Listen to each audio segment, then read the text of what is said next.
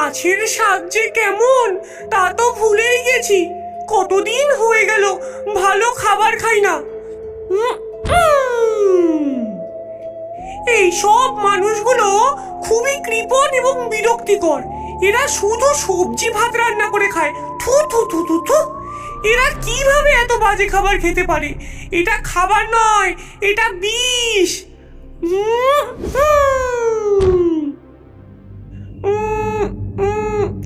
এরা কি খাচ্ছে? স্যালাড আর স্যুপ। এটা কোনো খাবার হলো? পুরো গরুর গোবরের মতো গন্ধ আসছে। থু থু। যাই, আবার অন্য কোনো বাড়িতে গিয়ে দেখি। একে দেখো, এ কি খাচ্ছে? ডাল রুটি। ছি, এর মধ্যে না আছে ঝাল, না আছে নুন। এটা কোনো খাবার হলো? হায় হায় হায় হায়। এই বাড়ি থেকে বেশ সুন্দর একটা গন্ধ পাচ্ছি। মনে হচ্ছে মাছের গন্ধ। হ্যাঁ হ্যাঁ, এটা মাছ। অবশেষে আমি আমার ডিনার খুঁজে পেয়েছি। আমি এবার এদের ঘরে ঢুকে মাছ চুরি করব। এরা কখনোই জানতে পারবে না যে কে তাদের মাছ খেয়েছে।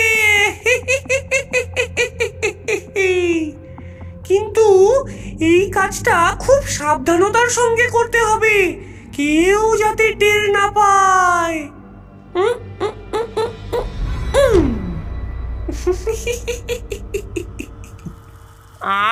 এই মাছটা দেখতে কত সুন্দর, আর কি সুন্দর ঘ্রাণ আসছে।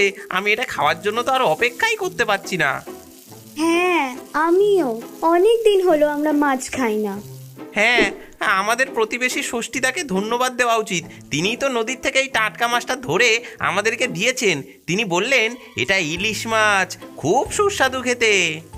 হ্যাঁ, তিনি খুব দয়ালু এবং উদার। সে একজন খুব ভালো মানুষ। ও, ওই মাছটা দেখো, এটা এত বড় এবং সুস্বাদু একটি মাছ। এটা খুব গরম এবং মশলাদার। এই মাছের গন্ধ শুকে আমার জিভ দিয়ে তো জল গড়িয়ে পড়ছে। মাছ খাওয়ার জন্য আমার ছোট্ট পেট কেমন গুড়গুড় আওয়াজ করছে। আর একটু সবুর করো সোনা, এই গোটা মাছটা এক্ষুনি আমি চুরি করে আমার পেটে চালান করে দেব। এই গোটা মাছটা আমি আজকে একাই খাবো। কিন্তু এই মাছটা আমি চুরি করব কি করে? আমাকে এর জন্য একটু অপেক্ষা করতে হবে। ওদের ধ্যান যেই এই মাছটা থেকে সরবে, সেই আমি টপ করে মাছটা চুরি করে নেব।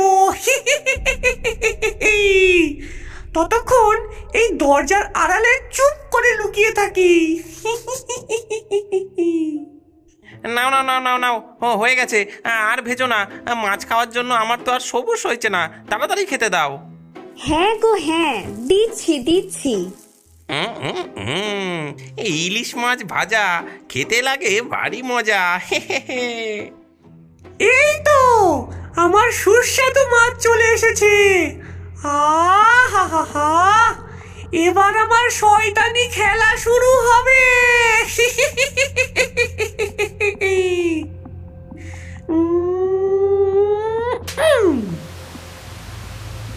বাবা, বাবা, টিভিটা কাজ করছে না, দেখো তো কি হলো। হ্যাঁ, আহা, আমার মাছ খাওয়ার সময় আবার কি কাজ? দূর।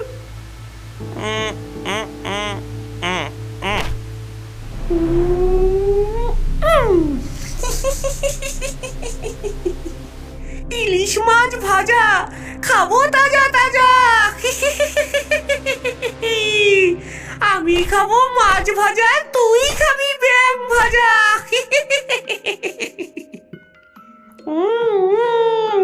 ইয়াম, খুব সুস্বাদু খেতে।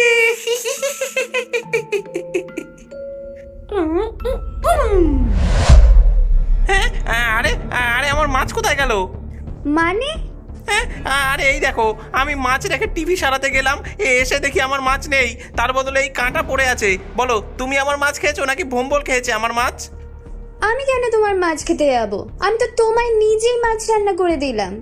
ভোম্বল, সত্যি করে বল, তুই আমার মাছ খেয়েছিস?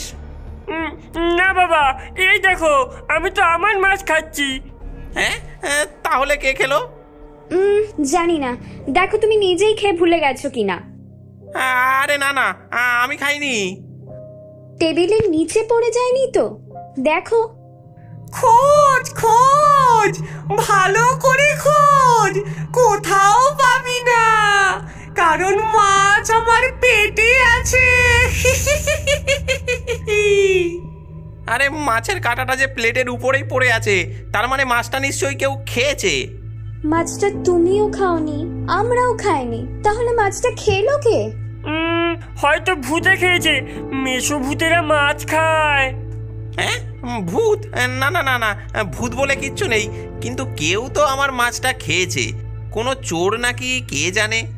পেতনি মাছের লোভে সেই দিন থেকে শিবুর বাড়িতেই থেকে যায় এবং শিবু যখনই মাছ খায় তখনই বিভিন্ন উপায়ে পেতনি তার মাছ চুরি করে নেয়। এই নাও, আজকে তোমার জন্য কড়া করে মাছ ভেজে দিয়েছি, খাও। হ্যাঁ, আজ আমি আর আমার মাছ হারাতে চাই না, মাছের দিকে সব সময় চোখ রাখবো। এই মাছটাও আমারই হবে শিবু। মাছের থেকে একবার নজর হাঁটি তো দুর্ঘটনা ঘটি। শিবু মাছ খেতে খেতে টিভির দিকে মনোযোগ দেয়। সেই মুহূর্তেই পেতনি তার হাত লম্বা করে মাছটি তুলে নেয় এবং টপাটপ করে মাছটা খেয়ে তার কাঁটা শিবুর প্লেটে রেখে দেয়।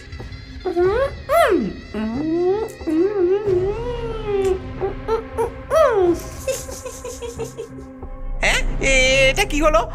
আমি তো সাবধান ছিলাম, আমার মাছ আবার কে খেয়ে নিল?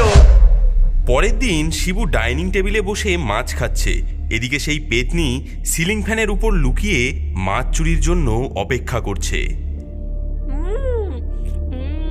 আজকের মাছটা খুব সুস্বাদু হয়েছে। তাই নাকি? তাহলে তো একবার চেখে দেখতেই হচ্ছে। যখন সবাই খাওয়ায় মগ্ন, পেতনি ধীরে ধীরে হাত লম্বা করে ভোম্বলের মাছ তুলে নেয় এবং মাছ খেয়ে আবার তার কাঁটা প্লেটে রেখে দেয়।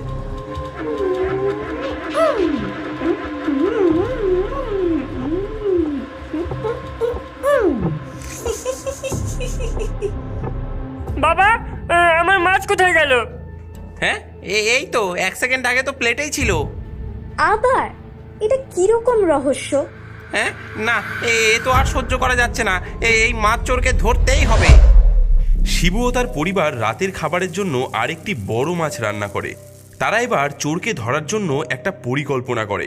শিবু একটি কৃত্রিম মাছ তৈরি করে এবং তা প্লেটে রাখে, যা দেখতে একেবারে আসল মাছের মতন।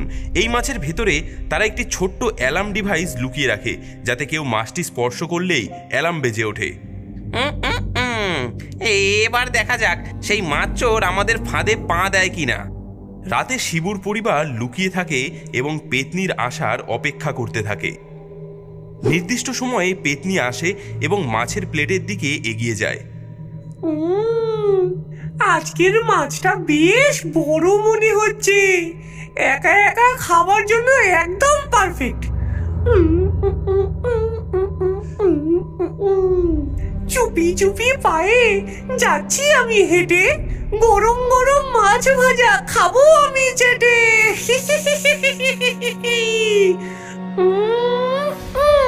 ও বাবা গো, ও বাবা গো, এটা কিসের আওয়াজ গো?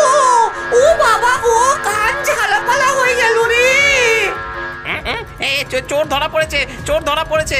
ও, তাহলে এই পেতনি আমাদের এতদিন মাছ চুরি করেছে। তবে রে, দাঁড়া, তোকে দেখাচ্ছি মজা। বাবা গো, বাবা গো, ছেড়ে দে। আমার মাছ খেয়েছিস? মারিস না।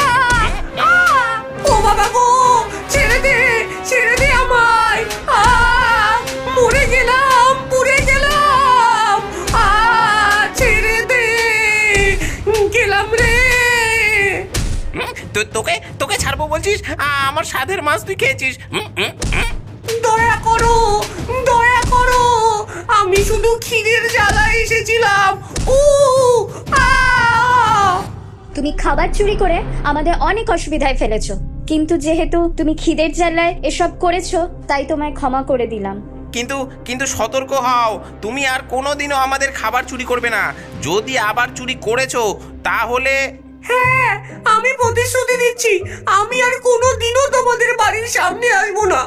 আমি এবার থেকে নিজের জঙ্গলে শাকসবজি চাষ করে খাবো। ও বাবা গো, হাড়গোড় সব ভেঙে দিল গো। হি